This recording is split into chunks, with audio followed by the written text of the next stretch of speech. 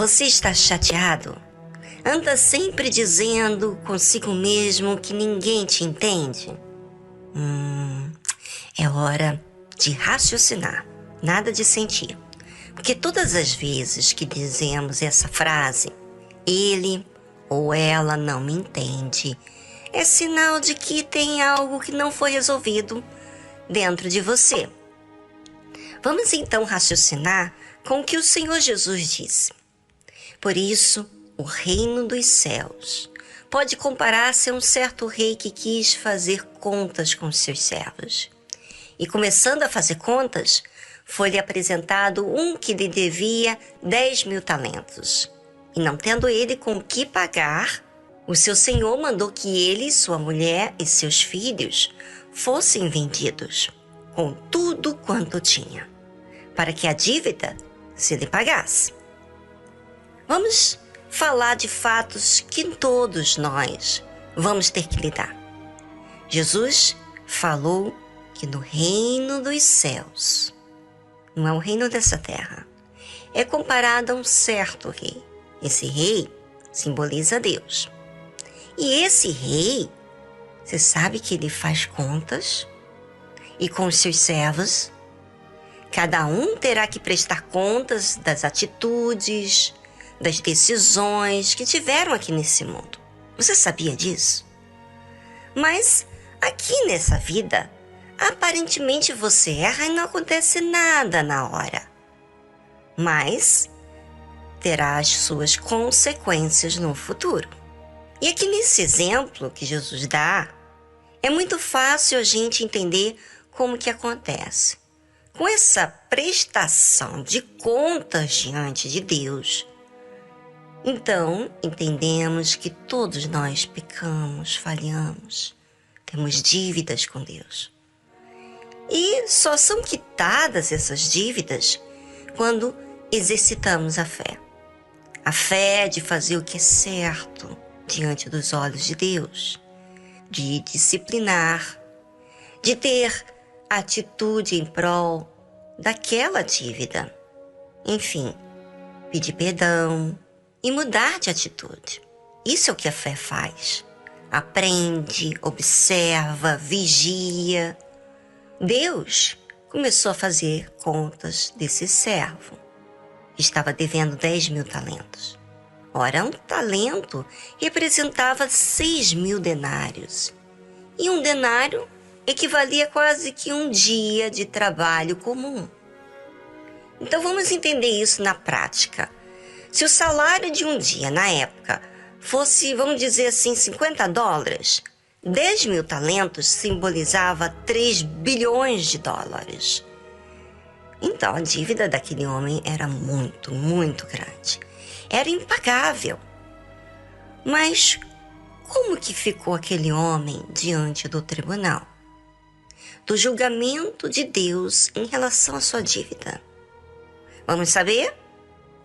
E não tendo ele com que pagar, o seu senhor mandou que ele, sua mulher, seus filhos fossem vendidos, com tudo quanto tinha, para que a dívida se lhe pagasse. Então, aquele servo, prostrando-se, o reverenciava, dizendo: Senhor, seja generoso para comigo e tudo te pagarei. Bem, aquela dívida não tinha como pagar. Aqueles 10.000 talentos que deveria ser pago, concluía-se tudo o que ele estava devendo a Deus, as pessoas, todas as falhas, todos os erros, tudo que ele fez de errado estava sobre ele, porque não havia fé. Assim é todos nós. Quantas coisas que devemos fazer e não fazemos. Quantas coisas que precisamos exercitar e não exercitamos. Mas às vezes a pessoa não tem noção dos seus erros, das suas falhas, da sua falta com o próximo e acha que pode pagar tudo que está devendo. Porém, se pesarmos na balança todas as nossas falhas, estamos perdidos. Por isso, ouvinte, existe a fé. Porque somente através da fé no Deus vivo que obedecemos a sua palavra, que justifica nós diante de Deus quando a gente obedece. Porque não há perfeição em nós. Mas o que aconteceu então? Bem, aquele rei viu que não tinha com que pagar aquele homem a sua dívida, então o seu senhor mandou que ele, sua esposa, seus filhos fossem vendidos com tudo quanto tinha, para que a dívida se lhe pagasse. Às vezes, as pessoas não se dão conta que as suas ações prejudicam a todos que estão envolvidos com ele ou com ela. A sua falta de temor a Deus fazem sofrer tanto você e toda a sua família. A Bíblia diz que então aquele servo, prostrando-se, o reverenciava, dizendo: Senhor, seja generoso para comigo e tudo te pagarei. Já pensou? Você na condição desse servo, cheio de dívidas, com falta em todos os sentidos, como pai de família, como chefe do lar, como marido, como filho. A mesma coisa você, mulher.